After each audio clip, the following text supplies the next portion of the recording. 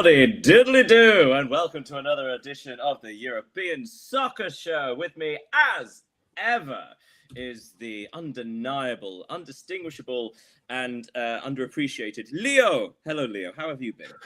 Hi, Daniel. I'm great. And you? How have you been? Well, I'm okay. You've been in Brittany this week, and I've been still in Britain, which I know which one I'd rather be.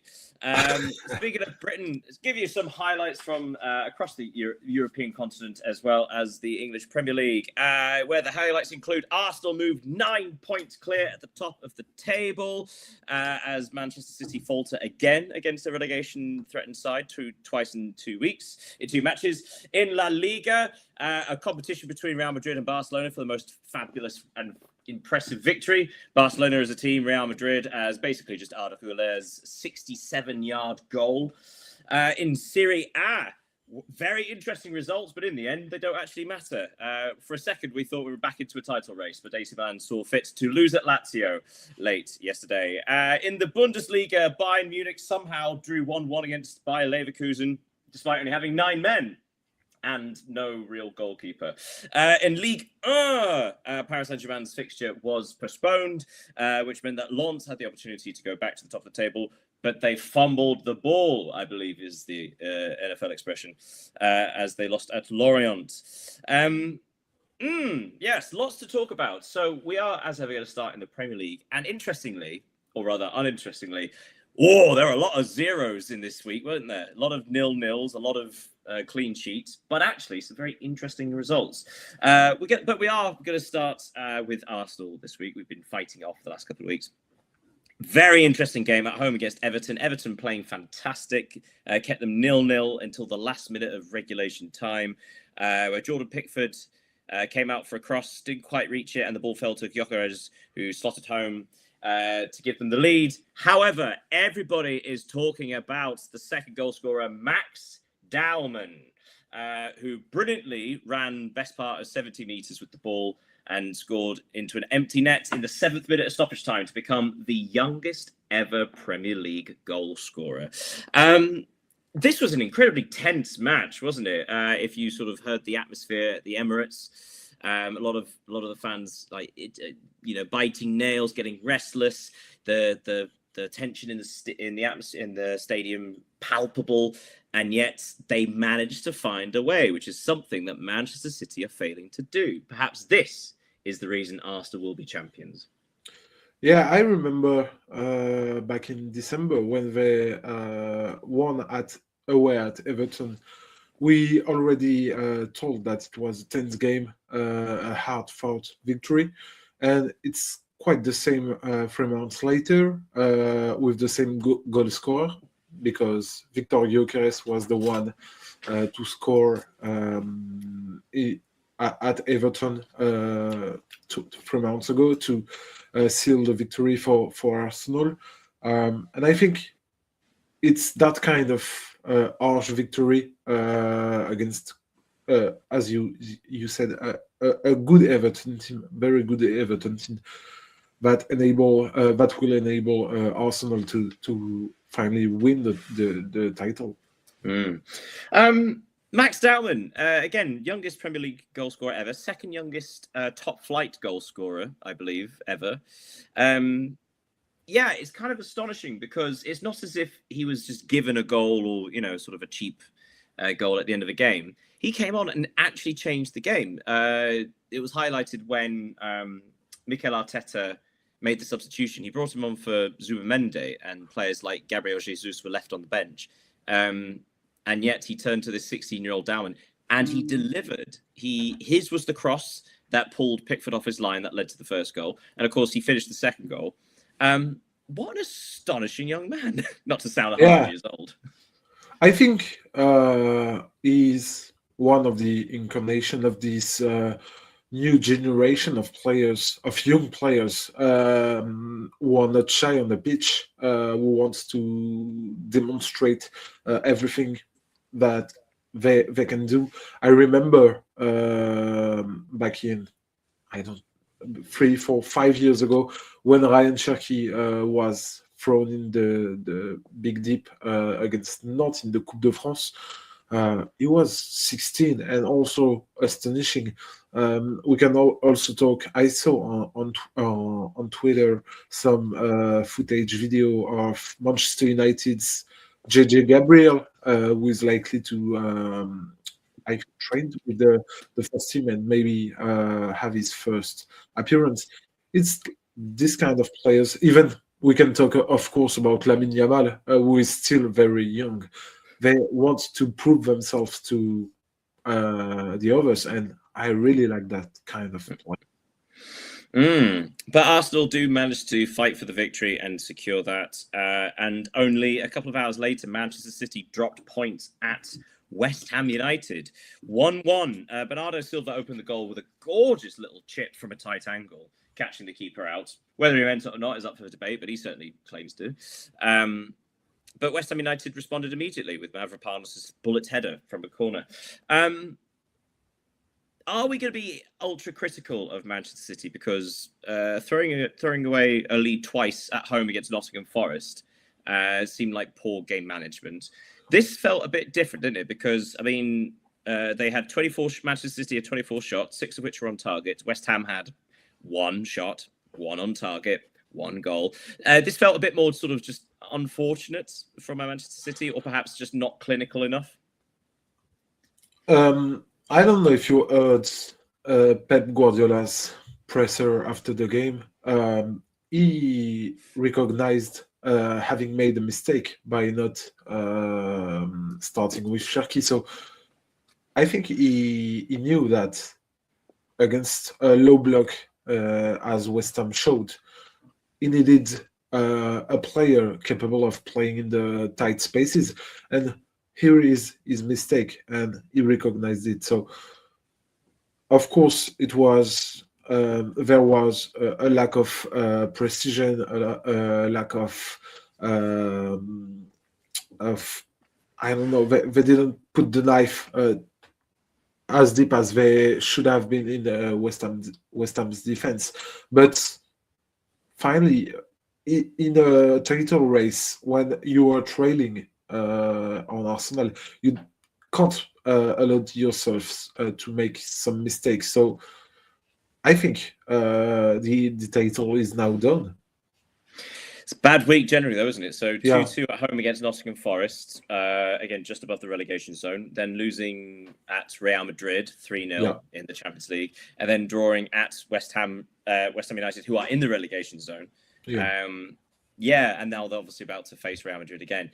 Now, I was going to say, it's not as if this is the make or break part of the season for them, because, you know, if they go out of the Champions League, they are still fighting for the title, although it seems far away. But they are in the League Cup final. They are in the quarterfinal of the FA Cup. So it's not as if they are underperforming this season. They've had a huge number of matches. They're in every competition. It's just that they seem to have lacked something that they've had in past seasons. Yeah, I agree with you. And when you compare to last season, their season is already good compared to the last one. We have to remember that they played in the Club World Cup last summer, something that Arsenal didn't, which can count now. And they also had new recruits, so it's kind of a season of maybe transition for Manchester City, and being second right now, even if they have the chance to actually win the title, it's quite positive, I think. Just bringing some other results. So Burnley 0, Bournemouth 0.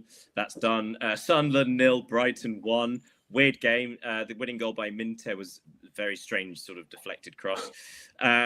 Chelsea 0, Newcastle United 1. Did you see the bizarre build-up to this game? Yeah, but it's like Chelsea have been struggling these past weeks. Before we actually talk about the football, did you see like the huddle and the referee at the start? Oh yeah, with the players around the referee. For those of you who've not seen this, I would genuinely recommend trying to find the footage of this, because Chelsea in recent weeks have been sort of doing this huddle around the centre spot and the ball. And it annoys some other teams. It depends, obviously, if Chelsea have taken the kickoff or not.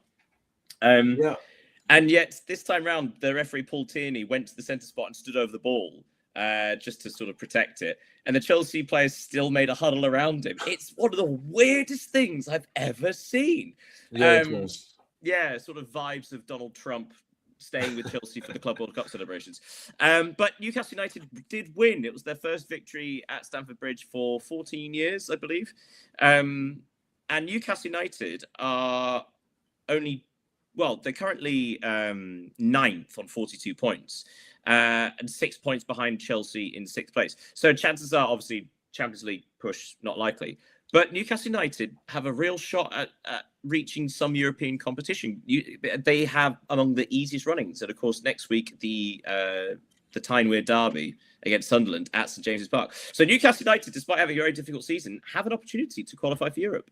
Yeah, they have, especially since they will maybe be out of the Champions League after Wednesday night at Camp Nou, which could count if they were knocking out with one game per week. It would be an advantage.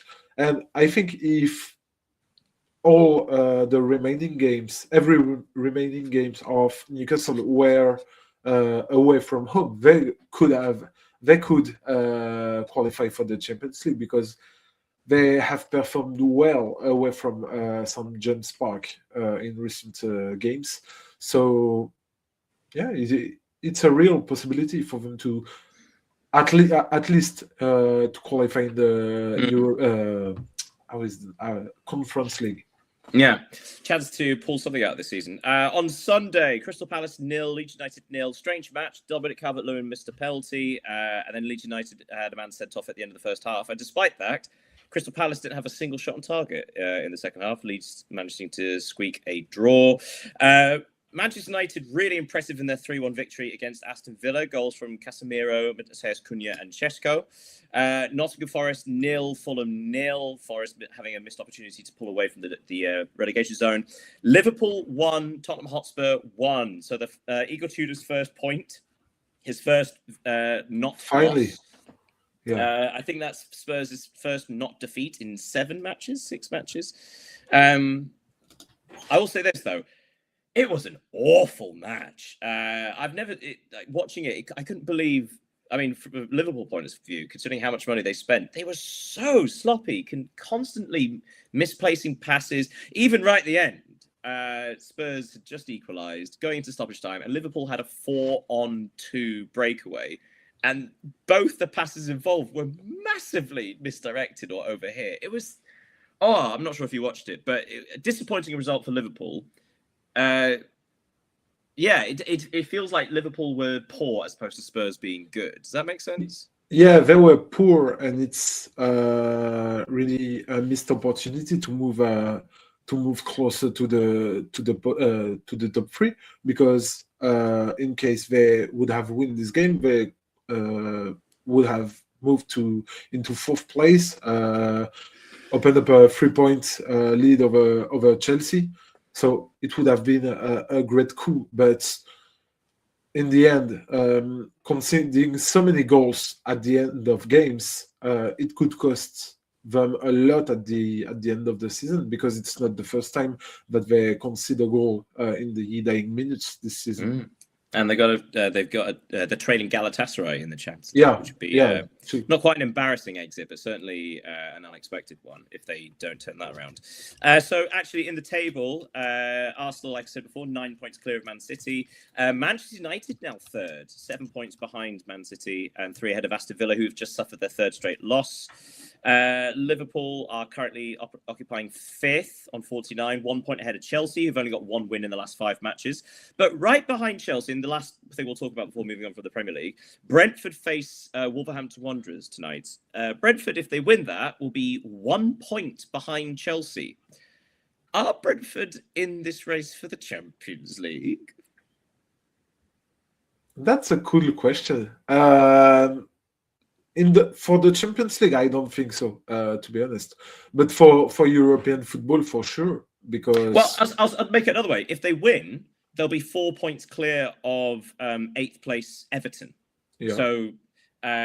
So Yeah, but it's hard to make the case against it, right? Because they've been one of the few consistent teams. And if they are only 1 point behind Chelsea or 2 points behind Liverpool, at least on paper, there's a chance. Yeah, there is a chance, of course, but we have to deal with the fact that Chelsea are likely to be knocked out of the Champions League by Paris Saint-Germain, which obviously will help them to save some resources for the end of the season. Liverpool could also be knocked out, so it will be difficult for Brentford to tie with Liverpool and Chelsea, especially since Wolves have won their last 2 games in the Premier League against the informed side. Yeah. We So should maybe a surprise tonight. We should probably say as well that the 4 teams fighting off that last relegation spot, they all drew. So it's as you were from last week. All Leeds, Spurs, Forest, and West Ham all separated by just 3 points. Very excited. Right, we should go off to Serie A and some fantastic Italian football there. On Friday night, Torino, precious victory over Parma, 4-1 at home, which means that Torino are probably safe now. But we should also say that on Saturday, a couple of interesting ones. Inter dropped points at home to Atalanta, 1-1 there, which meant that after they lost to AC Milan previous week, that's 1 point in 2 games. If AC Milan had won this next match, the gap would have been down to just 5 points. But no, AC Milan went to Lazio and lost 1-0. It does feel like in the last sort of month, every time there's been a sniff of a return to a title fight, AC Milan kind of fluff it. Yeah, and fortunately for Inter, because as you mentioned, it's been 2 weeks in a row that they dropped points. They could have only be up to 5 points with AC Milan, but and now even if it's only 9 games to go before the end of the season, they must be careful not to suffer the same disappointment than last season. Even if, of course, the context is different because they were engaged in Coppa Italia and the Champions League, so they had to play on 3 different competitions. But last season they were top of Serie A until the 33rd match day before being overtaken by Napoli. So they really need to be careful, and it's obviously a missed opportunity for AC Milan to close the gap with them. It does feel like Inter haven't really had any pressure put on them for a good couple of months, and this was an opportunity. And AC Milan don't really have an excuse, do they? They don't have Europe. They don't have these other distractions, and yet continually they sort of not undermine themselves, but like they very rarely seem to put a consistent run of form together to sort of really put pressure on Inter. They always seem to be sort of hit and miss, a bit like Juventus in that respect. Yeah, I agree. And in my opinion, they absolutely need to win the Serie A title because of the way they were knocked out of the Champions League by Bodo Glimt, which was obviously a big surprise. I don't think the fans, even with the Coppa Italia semi-final, if they get eliminated by Como and don't win the Serie A title, this would be a huge disappointment for all the fans. Yeah, well, we should point out they're still massive favourites, aren't they? 8 yeah, points of course. Clear. Time around. But elsewhere on Saturday, Napoli came from a goal behind to defeat Lecce 2-1 with goals from Rasmus Højlund and Politano, which means Napoli are now only 1 point behind AC Milan. So actually a potential fight for second place. But the real interesting thing, much like we spoke about last week or the week before, the juicy fight beneath them. 4th place, Como. They were at home to Roma, the rivals for that Champions League spot, and Como won 2-1. Came from behind to do that. Sorry, Donyell Marlin opened the scoring for Roma from the penalty spot. before Como responded in the second half. Roma had a man sent off. Wesley got a second yellow card before Como scored through Diego Carlos. So Como, once again, coming up against, let's say, a peer or a team that we regard as equal, well, on the pitch at least. But unlike other big teams like Juve and AC Milan, who seem to be dropping the ball, Como seem to be really sticking into it. They're showing tremendous fortitude and mentality. Yeah, I agree. And looking at the match, it's really deserved victory for Como. They continue to impress this season. They have beaten a lot of major opponents so far, tied with Inter Milan in the Coppa Italia. They could win a title actually this season, which is obviously quite not. I wouldn't say unexpected given their financial resources and everything, but it would be a great coup for the project. They are now only three. They are now 3 points up to Roma in the Champions League spot race, which is obviously a great advantage for them. So yeah, they are likely to qualify because they are fourth if we just talk about results and points. So it's a great coup for them. Yeah, they stay 1 point ahead of Juventus, who won at Udinese 1-0. Comment here from Foxy Iro. Good name. Eduardo Motta, very impressive young keeper for Lazio. Yeah, I think we've mentioned him before, haven't we? There's not much to cheer for Lazio and Lazio fans this season, although in the last sort of 5-6 weeks, they have begun a bit of rejuvenation, a bit more pride, and they are climbing the table, although the gap to Atalanta is probably a bit too much at this stage to challenge for a European place. But Lazio are still in the semi-finals of the Coppa Italia, I think. They drew with Atalanta, didn't they, 2-2? So Lazio still have an opportunity to win something this season. So like reasons to be cheerful after an incredibly intense, worrying big start of the year. Yeah, and they could win something that Roma couldn't, because it would be like, the rivalry thing. Yeah, they could actually win the title. They have been,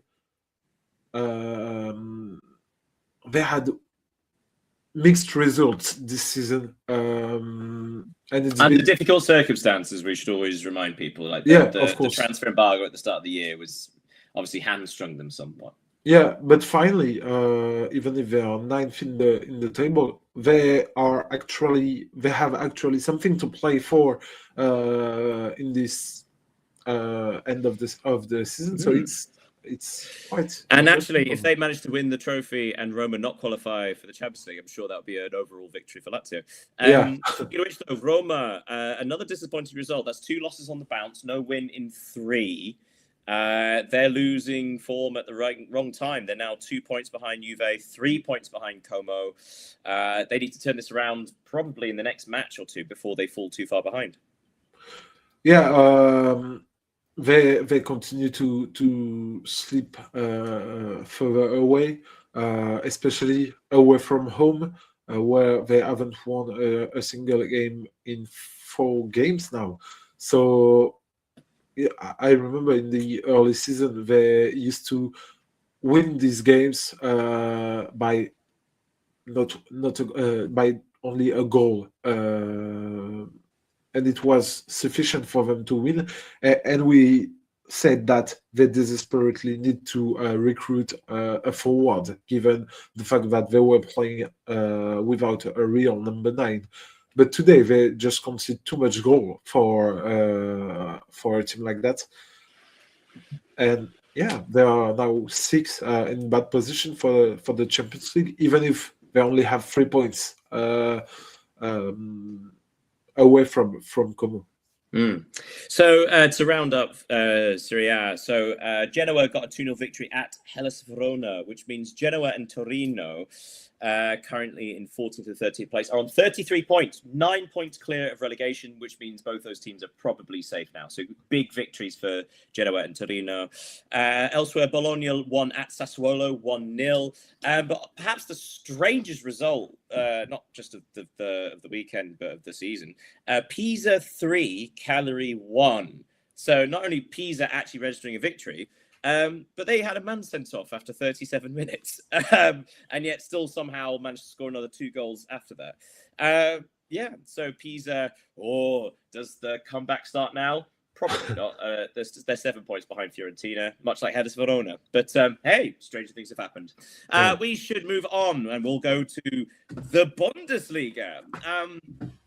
We're actually going to start, mention the result on Friday, where Borussia Mönchengladbach, who started the day 1 point ahead of St. Pauli, they defeated St. Pauli at home 2-0, which means that Mönchengladbach are now 4 points clear of that dreaded relegation playoff. So big result for Mönchengladbach, their first win in a while. But on Saturday, Bayer Leverkusen won, Bayern Munich won. So this is a fascinating sort of microcosm of both of these team seasons, where Bayern, for those of you who didn't see the game, Bayer Leverkusen opened the goal scoring through Alex Garcia early in the game. Then Nicholas Jackson got a straight red card for Bayern Munich at the end of the first half. Then in the second half, Luis Diaz scored an equaliser with about 20 minutes left. And then Luis Diaz, with about 5 minutes left, got a second yellow card for diving, trying to win a penalty there. So Bayern finished with 9 men.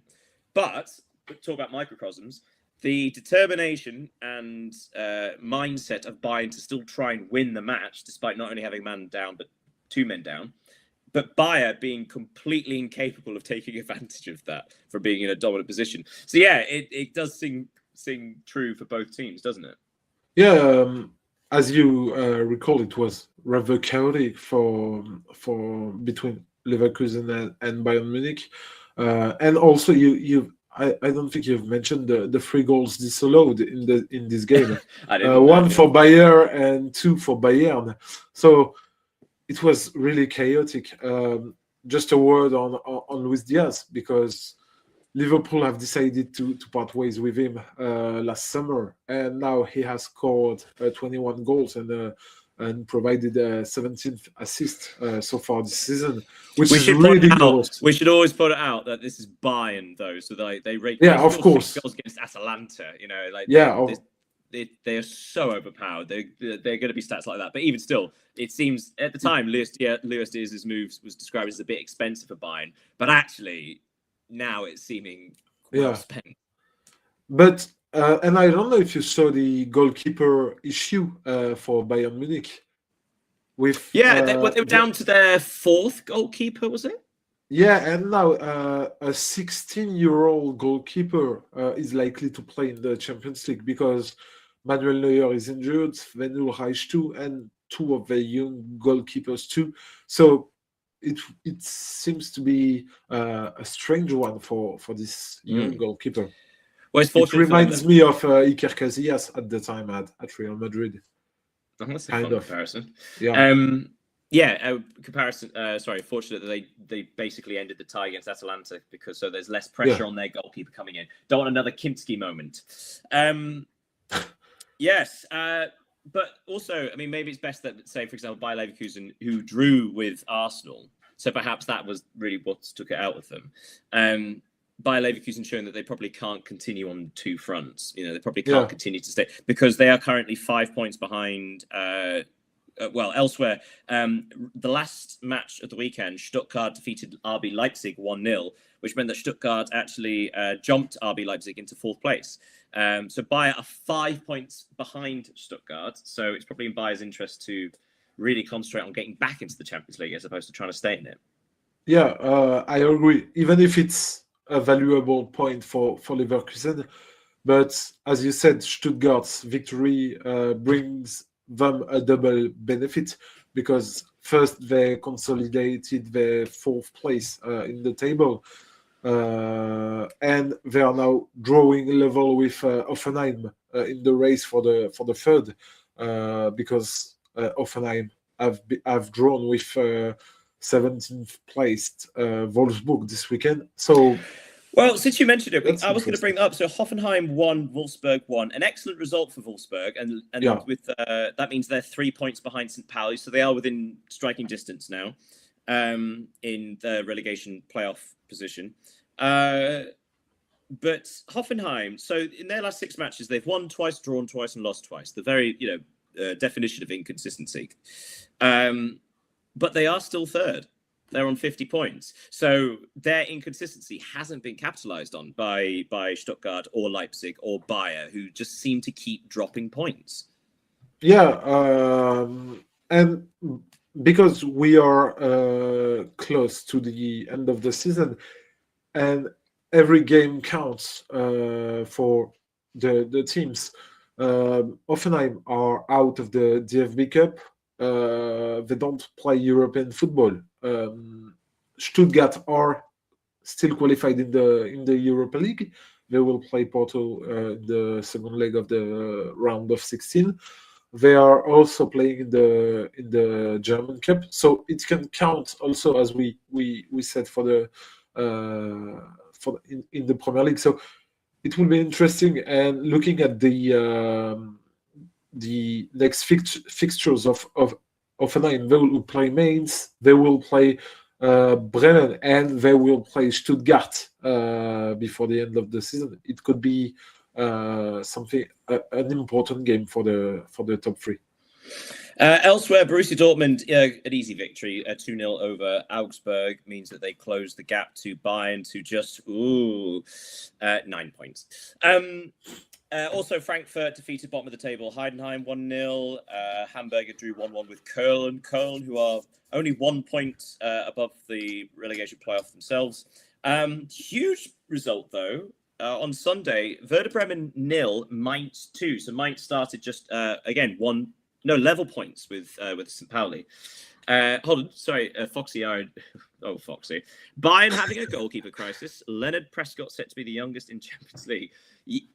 Yeah, that's a good point, actually. And as we were saying, it's for those of you who aren't aware of the Kimski situation. Atletico Madrid, when they defeated Tottenham Hotspur, was it 5-2? Yeah. Tottenham started with Kimski in goal, which was a huge decision by Igor Tudor. And in the first 17 minutes, he slipped over whilst passing out, which allowed Atletico to score a goal. And he also completely fluffed a pass, which meant that Julian Alvarez got an open goal to score for 3-0. And so he was subbed off after 17 minutes. Now, the great thing is that the entire football community has basically got behind Kimski, because the decision to sub him was potentially understandable, because Igor Tudor spoke about wanting to protect him, but also he didn't acknowledge him or comfort him or anything like that. Now, of course, anybody who knows Igor Tudor knows that's not his style, but also having a young goalkeeper thrown into that situation, having not played first team football for the best part of 2 years. It seemed unfair. Difficult situation. Both to start him, and it seemed unfair to take him off and sort of throw him into the fire. But what the reason to bring it up is, of course, the young Bayern keeper, Leonard Prescott, it looks like, I think he said. He doesn't have that pressure because Bayern has such a big gap, and that allows him to play with a bit more freedom and a bit sort of, less intensity and less worried. Wouldn't you think so? Yeah, I agree. And seeing Atalanta score 5 or even 6 away at Allianz Arena seems quite unrealistic. Yeah, exactly. Yeah. Sorry, I was about to say Mainz defeated Werder Bremen 2-0 at Bremen. So they started the day level on points, and Mainz now pulled 3 points clear of St. Pauli. Actually, no, sorry, Mainz were behind Bremen, so they've leapfrogged them. The battle at the bottom of the table in the Bundesliga is so fascinating. The only other result to tell you about, Freiburg 0, Union Berlin 1, a goal late in stoppage time, giving them the victory there. Right, we should park the Bundesliga and go over to La Liga. La Liga. So I mentioned we're going to start, as ever, Real Madrid and Barcelona. Which match did you enjoy the most? The Barcelona one. Okay, so for those who haven't seen it, Barcelona 5, Sevilla 2. A hat-trick for Raphinha, 2 of which were from the penalty spot. Goals for Dani Olmo and João Cancelo, who, I'll be honest, I completely forgot to play for them. But it was an impressive result, wasn't it? Because in the last couple of weeks, they sort of looked like they just needed to do what they needed to do. Like one doing just enough, but this seemed a bit more sort of, a bit more back to their fancy best. Yeah, and the fact that there is 2 points to retain for this from this win. The first is that the 3 points even. The first is that they keep their 4 points advantage over Real Madrid. The second is that they can actually end the season with 100 points in La Liga. They're on 70, 10 matches left.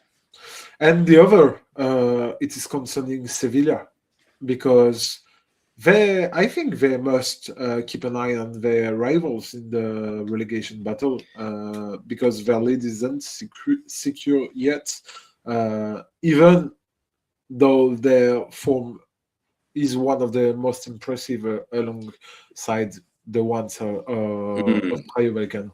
Yeah, Sevilla 5 points clear of trouble as it stands. Well, if Barcelona were the most impressive performance, perhaps the most impressive goal, inevitably, is at Real Madrid. They defeated Elche 4-1. Couple of astonishing goals. The second goal for Valverde, his fourth in a week. After that, brilliant hat-trick against Manchester City. Wonderful team goal where I think everyone but one member of the squad touched the ball.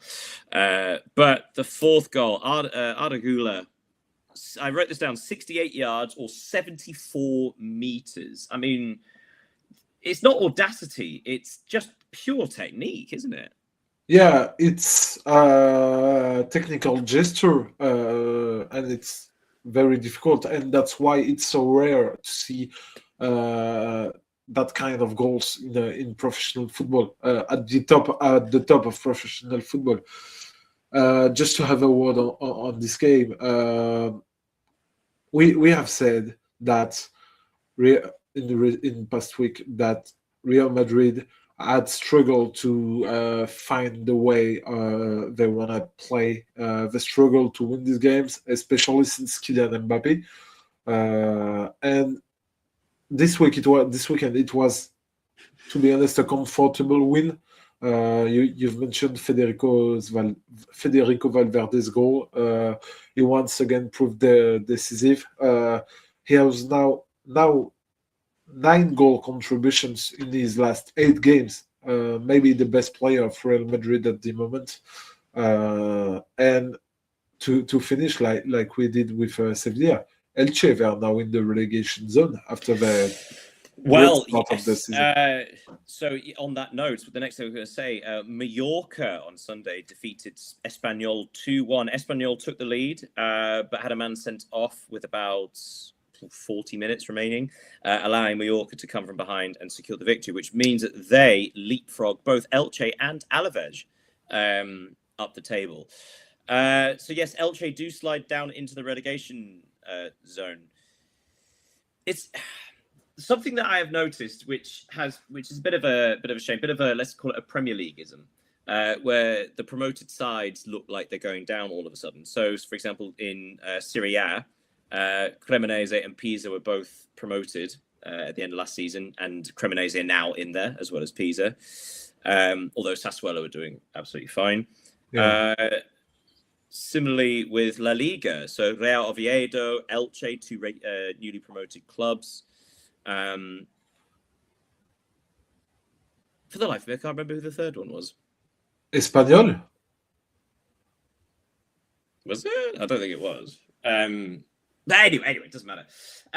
But the point being that 2 of the 3 promotion sides look like they'll be going down in La Liga. And yes, thank you for checking. I can hear you checking. Yes, yeah, I am. It's going to really annoy me. Silence as our Levante.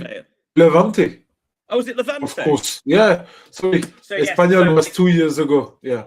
Right. So yes. So all 3 of the bottom 3 in La Liga are the promoted sides. So we don't.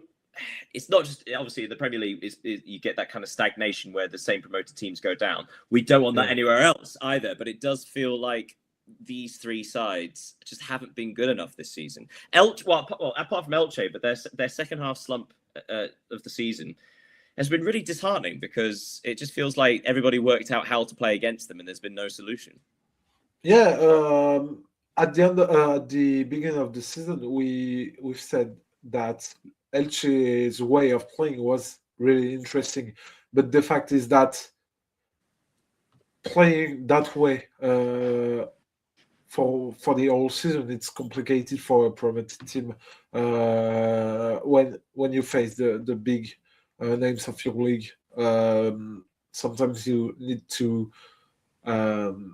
understand how to close the game and everything, but they had their ideas. They wanted to play that way, and they did it. So I like this kind of teams, but it proves difficult for them to stay up, even if they can, because they are only 2 points away from Mallorca and Alaves. Yeah, speaking of Alaves, they drew 1-1 at home against Villarreal. So close to having another precious 2 points to pull them clear of relegation. Villarreal, by the way, Pepe scored an equaliser in the 8th minute of stoppage time, so very close to a famous victory there. Girona defeated Athletic Club 3-0. Atletico Madrid defeated Getafe 1-0. Probably like a nice, easy game for them after Getafe had a man sent off in the second half. And obviously their second leg against Spurs is coming up. A rare win for Real Oviedo, who defeated Valencia 1-0, but probably a bit late for Oviedo as they are still 7 points behind safety. Elsewhere, Real Betis 1, Celta Vigo 1, Real Sociedad 3, Osasuna 1. I forgot to mention, of course, that after Mallorca's victory over Espanyol, that meant that for the first time since the third week of the season, I believe, Espanyol are no longer in the European positions. Yeah. Well, unless, of course, they get the 5th Champions League spot, and then it goes down, and depending what happens with the Copa del Rey. But yeah, Espanyol, who've only had one victory this calendar year. It's been difficult for them. Yeah. After such a brilliant start. Anyway, last but not least, we are popping off to Ligue 1. Very much on the cards as Marseille defeated Auxerre 0. 1-0 to Marseille for their third victory on the trot. But the first game we're going to quickly speak about, Lorient 2, Lens 1. So Lens had the opportunity to leapfrog Paris Saint-Germain, who had their game against Nantes postponed this weekend. But much like their other recent defeat, Lens dominated the game, had plenty of chances, but facing, to be fair, Lorient are having a good season.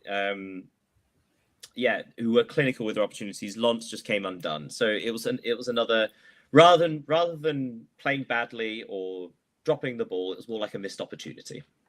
Yeah, it's completely a missed opportunity. They could have put the pressure on the Paris Saint-Germain. We will play their games against Nantes in mid-April, I think, or by the end of April. But the thing is that Lorient, who are a promoted team, we've talked about promoted teams in the past minutes.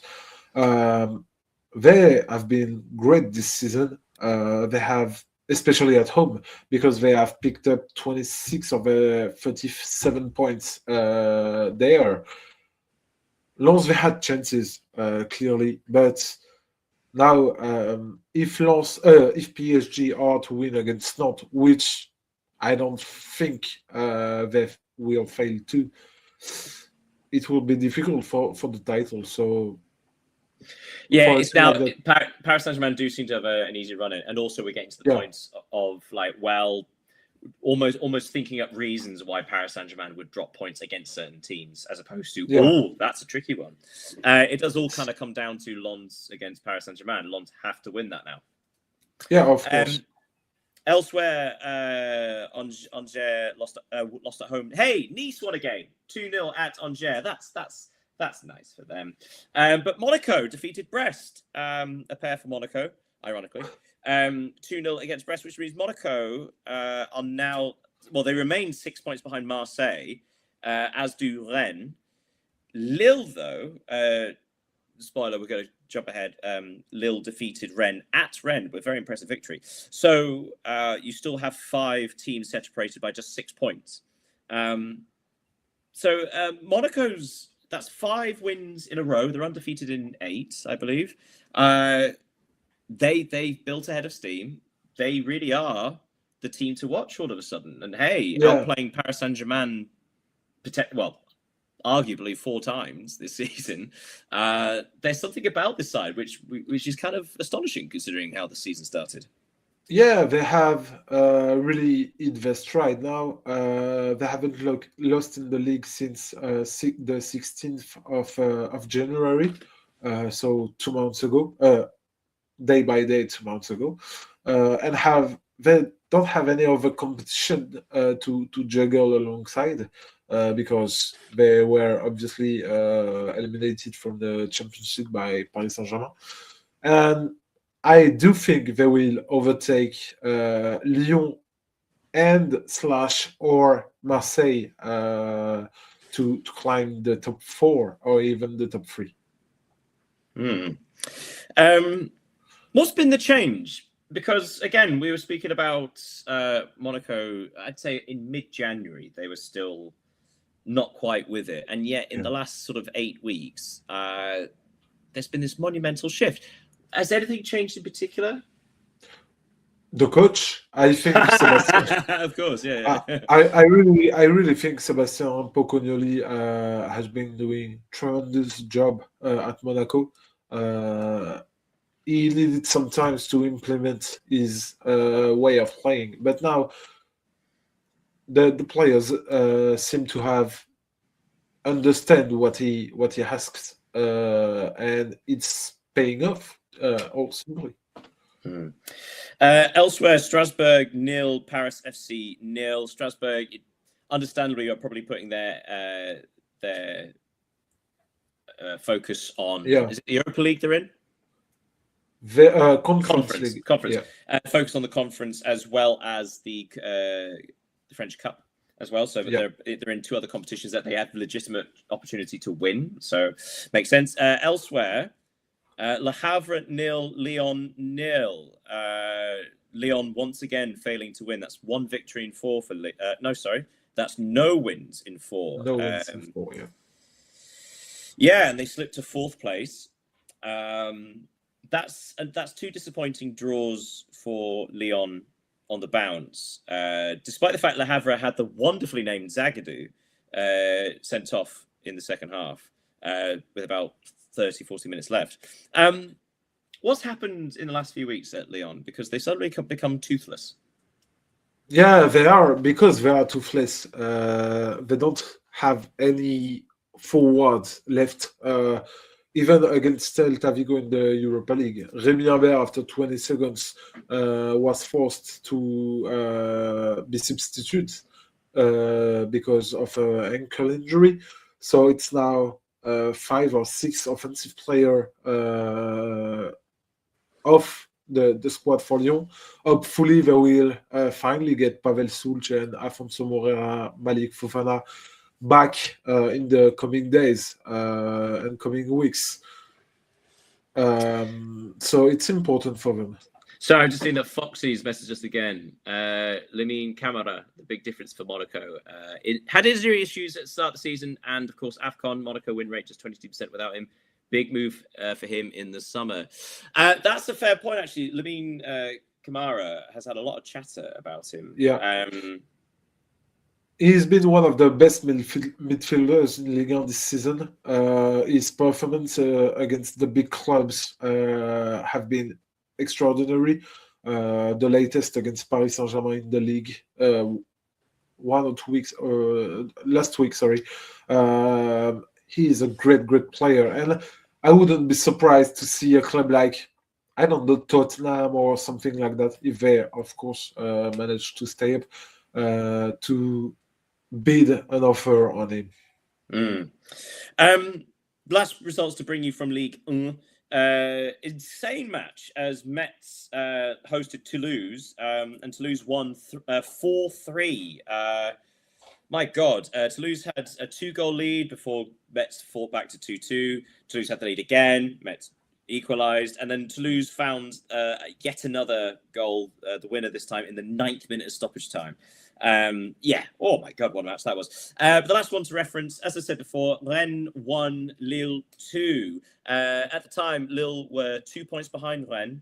So winning at Rennes, an incredibly impressive result considering Rennes' good run of form. That's now 3 wins from 4 for Lille, and they're undefeated in 7. Another team that's making a late surge for Champions League football. Yeah, Rennes really had the chance to close the gap. To 3 points behind third place. It was the anniversary of the club yesterday, 125 years. So it was a party that didn't end well for Rennes. I don't know if Lille have what it takes to qualify for the Champions League. To be honest, I'm not. They're still in Europe, aren't they, Lille? Yeah, they will play Aston Villa in yes. Europa League. They lost 1-0 in the first leg. And that's an interesting point, actually. Sorry to jump in, but of course, so Paris Saint-Germain on 57, Lens on 56. Paris Saint-Germain have a game in hand. Marseille third, 49, and that's the last guaranteed Champions League spot. So Marseille 49, Lyon 47, Lille 44, Monaco 43, Rennes 43. The fact that Lyon and Lille have European football could actually significantly hinder them, because Lyon finished top of the Europa League league phase, didn't they? So they have an opportunity to win something, but actually might negatively affect the big picture, the league season. Yeah, I agree, and it will be a tense race between Marseille, Lyon, Lille, Monaco, and Rennes till the end of the season. Marseille, I think they are the best placed team to grab a Champions League spot, because if they were tied with Monaco, I would say Monaco would overtake them, but they have 6 points more than Monaco. The fourth place will be the big thing to look at. Okay, so that brings us to the end of the roundup. Anything we may have missed? The 3 things we may have missed. What do you have for me this week? You may have missed that Barcelona's president, Joan Laporta, has been re-elected. 64% of the vote, I believe. 68.2. Yeah. He defeated Victor Font to be re-elected this weekend. So this is a big news, because it's quite unusual to see elections to name a president apart from Spain. So it was a big weekend for Barcelona. Yeah, and I'd say the highly controversial lever pulling. Obviously, it's going to take a long time to see what kind of effect that has on the finances in the long term life of Barcelona. But obviously, in the short term, it seems to have had a positive effect. Yeah. Okay. Well, I've got one for you. On Friday, Wrexham defeated Swansea City 2-0, which means that Wrexham, I believe, if they have 7 more points this season, they will officially be the best team in Wales, which has not happened for about 40 odd years, I believe. So the first, I believe the next check for Wrexham's sort of big picture stuff is about to be signed off, trying to be the best team in Wales, and they're on the cusp of achieving it after defeating Welsh rivals Swansea. Yeah, that's an interesting one too. I got a last thing you may have missed. It's another unusual thing. Do you remember Carney Chukwuemeka, former Aston Villa Chelsea player, who is now in Dortmund? He has received his first call-up with Austria after switching allegiance from England. and it's quite unusual for a European player to change nationality to that of another European country. It's always happened for a European player to go to an African one, to go to an Oceanian one, Asiatic one, but it's rare from European to European. Well, it must be one of the blessings of dual nationality, I guess. Yeah. I know. I thought I could have sworn he had 3. Obviously there's certain players who qualify for 3 or 4 nations. That must be quite a tricky one to put your allegiance towards. Things you may have missed in women's football in England. It was the League Cup final. Where Chelsea defeated Manchester United 2-0, which also means that is the 4th trophy won under Sonia Bombastor as her stewardship. But yeah, because of course Chelsea had a domestic treble last year and an undefeated domestic season, which is astonishing. So despite their lesser season this year in the WSL, they have won the first bit of silverware. So 4 trophies out of 4 for Bombastor. Pretty good, one would say. Anything else from you? I don't. I will let you finish with the trivial trivia. I've got one more thing you may have missed. Oh, it's a laugh. Down in League 2, I believe, the 4th tier of English professional football, a Notts County player was shown a red card for throwing away an opponent's boot. So his boot came off and he got rid of it. So that's a weird way. Very unsporting, but also quite funny. And we have look at that. We have a thing we may have missed from Foxy from the smaller European, from the smaller European leagues. Porto's Polish youngster Oskar Pituszewski scored and looked impressive. Only 17. They produced too many gems. I saw that goal against Benfica, if I'm not mistaken. Ironically, Benfica are the ultimate youth academy production system. Clearly, they've allowed one to get away. Yeah, that's a good shout. Also, generally speaking, if anybody's watching this, if they want to send us anything we may have missed, either in the comments or live or comments after, please do. Like, I love this kind of stuff. We've been talking about the Polish league, where every single team, all 18 teams in the league, can still win the title and also get relegated. It's fantastic. Okay, but we are going to leave with the trivial trivia, and this one's a nice sort of easier concept. You may not get the answer, but it's an easier concept. Okay, so we are going to go to the Premier League, as often mine are. Apologies. Which team has scored the most goals from substitutes? I would say Manchester United. Maybe. Another couple of opportunities. Tottenham. The fact that they'd be top of any list is clear. Sorry for that. I don't have any clue. Arsenal. Foxy's playing along. Well done, Foxy. Foxy got it just before I said it. Bravo, Foxy. Yes, the answer is Arsenal. 11 of their substitutes have scored a goal. This is not including assists either. 11 goals scored from substitutes. So Mikel Arteta positively affecting matches through his tactical changes. So 11 goals from them. That's top. I believe second's Bournemouth with 7. Might be wrong about that. Do you want to have a guess how many Manchester City have scored?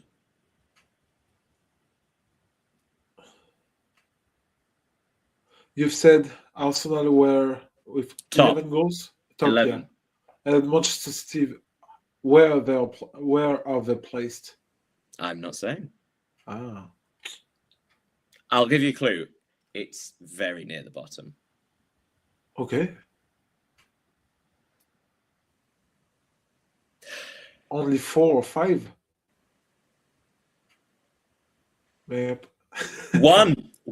So that's kind of an astonishing thing. So talking about the battle between Arsenal and Manchester City, the battle between Arteta and Guardiola. Arteta this season has positively affected results 11 of his substitutions scoring goals, whereas Guardiola's only one of his substitutions has ended up scoring. Now, that doesn't mean it doesn't positively affect, play and possession and other things. But yeah, a stark contrast to there. City don't score in the second half, so very low. I mean, you make a very good point, Foxy, that don't score in the second half, but that also might contribute towards it. The fact that the changes aren't positive or won't give goals. But anyway, we need to end there just before the hour mark. Thank you so much, everybody who's been watching this. Thank you, Foxy, for being our third person. That was very nice. Yes, don't forget, if you ever want to comment, do feel free to send them. We'll read out the appropriate ones or the fun ones, or if we're very, very lonely, any of them. And as ever, thank you for following our social medias. Leo, thank you for joining me. Thank you, Daniel. Thank you to Foxy too. Do not hesitate, as always, to subscribe on our YouTube channel, to follow us, to talk with us. It's a pleasure to share football with you. So absolutely.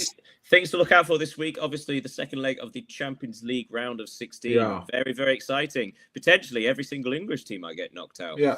And put in comments if you have some... how can I say that? For the second leg of the Champions League or Europa League of Conference League, some guess the score of some... predictions. Predictions. Sorry, I didn't have the name. No. Again, to be fair, your English is better than mine. So, yes, thank you again, everybody. Yet another edition of the European Soccer Show comes to a close, but we'll see you next week. And my God, it's getting exciting. Oh, we need a break. See you next week, everybody. See you next week. Have a nice end of the day. Bye. Bye.